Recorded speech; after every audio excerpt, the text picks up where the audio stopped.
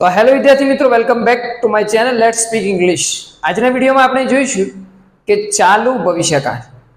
હવે ચાલુ વર્તમાનકાળ જોઈ લીધો, ચાલુ ભૂતકાળ જોઈ લીધો અને હવે જોઈએ ચાલુ ભવિષ્યકાળ. હવે ચાલુ આવે એટલે કીવર્ડ આપણા માઇન્ડની અંદર ફિટ થઈ ગયો હશે, એ આવી જાય કે ચાલુ એટલે આઈએનજી.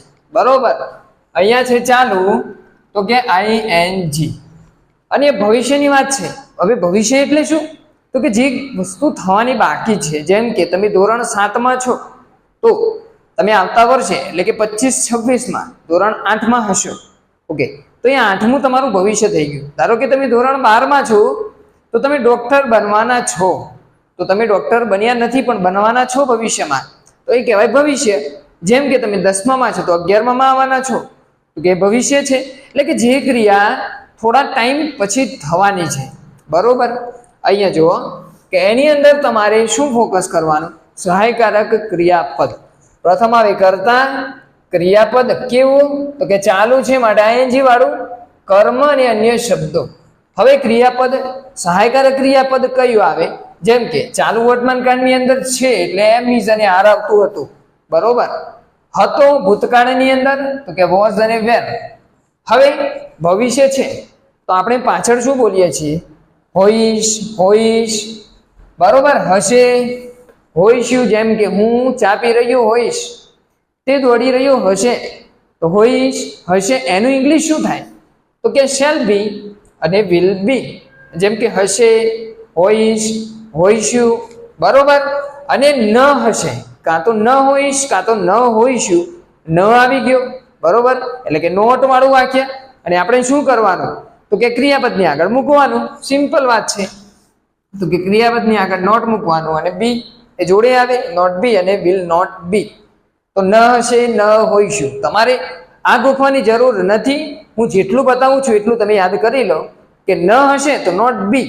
બરોબર, અહીંયા જો રમી રહ્યો હોઈશ. શું કહે છે? રમી રહ્યો હોઈશ.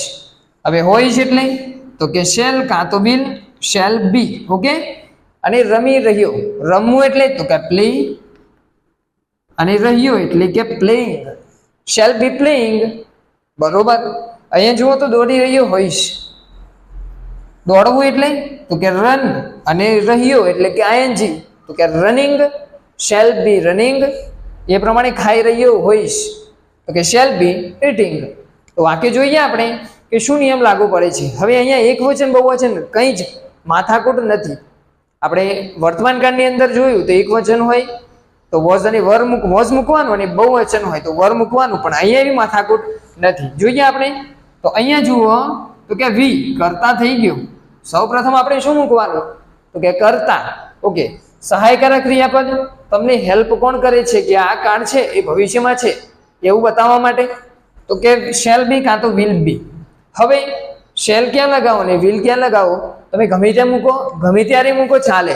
પણ આઈ અને વી જોડે શેલ મૂકો તો વધારે સ્યુટેબલ છે. બાકી જો વિલ મૂકશો તો કંઈ ખોટું નથી. તો જોઈએ આપણે તો વી શેલ બી. બરોબર, આવી ગયું સહાયકારક ક્રિયાપદ. ઓકે, ક્રિયાપદ કયું છે? તો કે જવું અને જઈ રહ્યો આવે છે. જવું એટલે ગો અને રહ્યો એટલે આઈએનજી, ગોઈંગ. ઓકે, કર્મ તો કે નથી, પણ શું છે? અન્ય શબ્દો. હવે બે છે અન્ય શબ્દોમાં, તો આવતીકાલે અને સ્કૂલે. તો શું કરવાનું? યાદ રાખો, એક તમને ટ્રીક આપું છું કે પી, ટી અને આર. પી એટલે પ્લેસ, પ્લેસ એટલે જગા. આ બેની અંદરથી જગ્યા કઈ છે? સ્કૂલ છે કે આવતીકાલે છે? તો કે સ્કૂલ છે. ઓકે, તો સ્કૂલ પ્રથમ મૂકી દો તમે, ગોઈંગ ટુ સ્કૂલ. ઓકે, હવે બાકીનું શું છે? તો કે ટાઈમ. ટાઈમ મૂકો આવતીકાલે. આવતીકાલે એટલે ટુમોરો. તો આપણે મૂકી શકીએ ટુમોરો. એટલે કે અમે આવતીકાલે સ્કૂલે જઈ રહ્યા હોઈશું. બીજું વાક્ય જોઈએ આપણે તો કે મનન. ઓકે, એ કેટલા વચન છે? તો કે એક વચન છે. કે શેલ મૂકો કાં તો વિલ મૂકો, પણ આ મૂકો તો વધારે સ્યુટેબલ છે. તો કે મનન વિલ બી. કારણ સહાયકારક ક્રિયાપદ વિલ આવ્યું અને બી આવ્યું. હવે ક્રિયાપદ કયું? તો કે આઈએનજી. જઈ રહ્યો ગો અને રહ્યો એટલે આઈએનજી. આ થઈ ગયું, આ પણ થઈ ગયું. બાકી છે પિકનિક અને આવતીકાલે. હવે સિમ્પલ પ્લેસ એટલે કે જગ્યા. તમે જગ્યા નહીં મૂકો તો ક્યાં જવાના છે? પિકનિક પર કોઈ જગ્યા હશે તો ગોઈંગ ટુ પિકનિક, બરોબર. અને ટી એટલે ટાઈમ, ટાઈમ એના પછી આવે તો કે આવતીકાલે, ટુમોરો.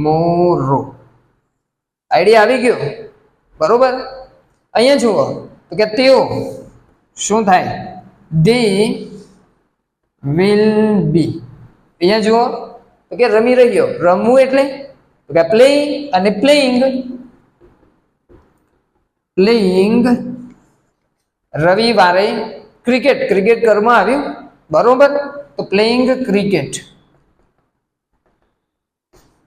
અને આવતા રવિવારે, આવતા આવે એટલે તો કે નેક્સ્ટ મૂકવાનું, અને રવિવાર એટલે સન્ડે, નેક્સ્ટ સન્ડે. તો વિદ્યાર્થી મિત્રો, આ થઈ ગયા હકાર વાક્યો જેની અંદર કંઈ જ નથી. તમારે વોઝ વેરની જગ્યાએ શું મૂકવાનું? તો કે શેલ બી અને વિલ બી. અહીંયા જુઓ તો આ વાક્યને કેવી રીતે ગોઠવવું એ માટેનો વિડીયો મેં અપલોડ કરેલો છે ચેનલ પર. બહુ સારી રીતે સમજાવ્યું છે, જઈને જોઈ લેશો, બરોબર. હવે જોઈએ આપણે કે નકારની અંદર શું નિયમ લાગુ. તો વિદ્યાર્થી મિત્રો, અહીંયા બોર્ડ પર લખેલા છે મેં વાક્યો. હવે જોઈએ આપણે કે નકારની અંદર કેવી રીતે એને ગોઠવવું. કંઈ નવું નથી, તમે જે મૂકેલું છે એની જોડે ફક્ત તમારે શું એટેચ કરવાનું છે તો કે નોટ.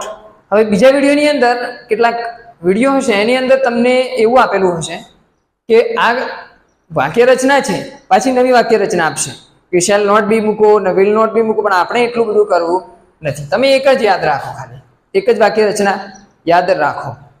હવે જુઓ કે સહાયકારક ક્રિયાપદ તરીકે આવે શેલ બી અને વિલ બી, ઓકે. પણ શું છે અહીંયા તો કે નકારની વાત છે. અમે આવતીકાલે સ્કૂલે જઈ રહ્યા ન હશું, ઓકે. ન હશું, ન એટલે નોટ, અને હશું એટલે વિલ. બીજું શું આવે છે? નવું કંઈ નથી આવતું. જો શેલ નોટ થઈ ગયું અને વિલ નોટ થઈ ગયું, બીજું કંઈ ચેન્જીસ થવાની જરૂર નથી. આ જો તમને નવું લખાવશે, પાછું પ્રશ્નાર્થ માટે નવું લખાવશે, પણ આપણે લખવાની કે ગોખવાની જરૂર નથી. વાક્ય બનાવીએ તો આઈડિયા આવી જશે. તો કે અમે એટલે કે વી, ઓકે. ધ્યાન રાખજો, બરોબર. કયું સહાયકારક ક્રિયાપદ છે તો કે વિલ બી. શું છે? Will be. વિલ એટલે હશું, તો ન હશું એટલે તો કે વિલ નોટ બી. બીજું જે પ્રમાણે આવતું હોય એમ. ક્રિયાપદ કયું તો કે જવાનું, ગો એટલે જવું, અને જઈ રહ્યું એટલે કે ગોઈંગ ટુ સ્કૂલ. આવતીકાલે tomorrow, going to school tomorrow. હું આવતીકાલે સ્કૂલે જઈ રહ્યો હોઈશ. એ પ્રમાણે બીજું વાક્ય જુઓ તમે તો કે મનન આવતીકાલે પિકનિક જઈ રહ્યો ન હશે. થોડું ચેન્જ થયું તો કે શેલ કાં તો વિલની જગ્યાએ તમારે શું મૂકવાનું તો કે નોટ મૂકવાનો. તો કે મનન વિલ નોટ બી. આટલું ચેન્જ થયું ખાલી. જવાબ એટલે ગોઈંગ ટુ પિકનિક, બરોબર. અને લાસ્ટમાં ટાઈમ આવે ટુમોરો. એ પ્રમાણે ત્રીજું વાક્ય જોઈએ આપણે તો કે તેઓ આવતા રવિવારે ક્રિકેટ રમી રહ્યા ન હશે. તો તેઓ તો કે they will not be. Cricket રમી રહ્યા ન હશે. રમવું એટલે તો કે પ્લે, પ્લેનું પ્લેઇંગ, અને ઘરમાં આવે ક્રિકેટ, બરોબર. તો કે ક્રિકેટ. અને આવતા રવિવારે, આવતા એટલે કે next,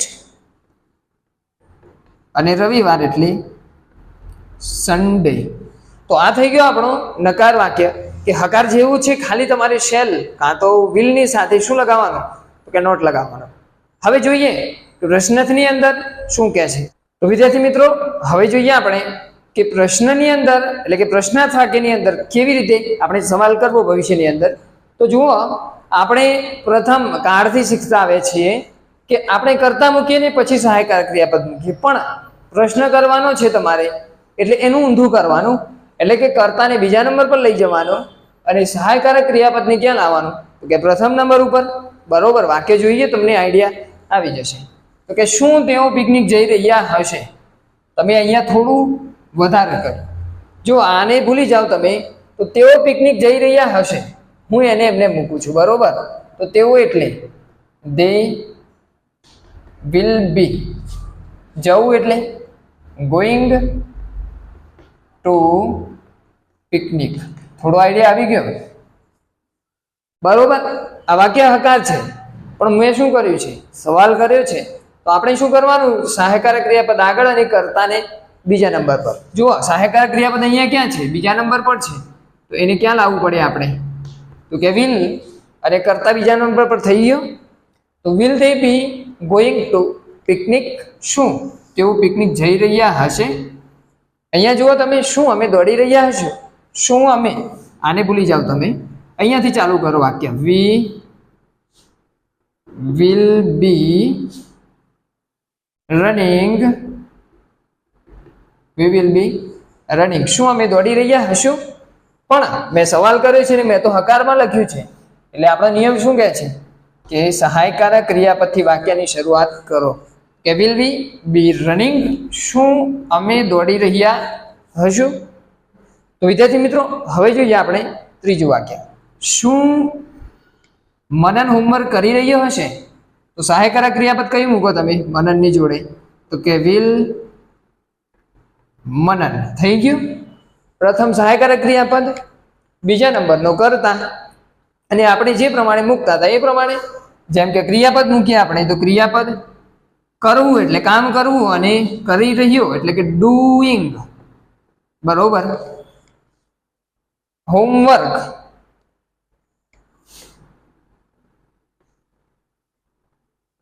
homework. Will Manan doing homework? શું મનન હોમવર્ક કરી રહ્યો હશે? તો વિદ્યાર્થી મિત્રો, અહીંયા આપણે આ વિડીયોની અંદર બહુ ડીપલી સમજી લીધું ભવિષ્યની અંદર વાક્યને કેવી રીતે બોલવું, કયું સહાયક ક્રિયાપદનો ઉપયોગ કરવો, અને બિલકુલ તમે ગોખતા નહીં વાક્ય રચનાઓ, કન્ફ્યુઝ થઈ જશો અને કંટાળી જશો. જે પ્રમાણે મેં તમને બતાવ્યું એ પ્રમાણે તમે યાદ રાખજો. જો વિડીયો ગમે છે તો લાઈક અને શેર કરો.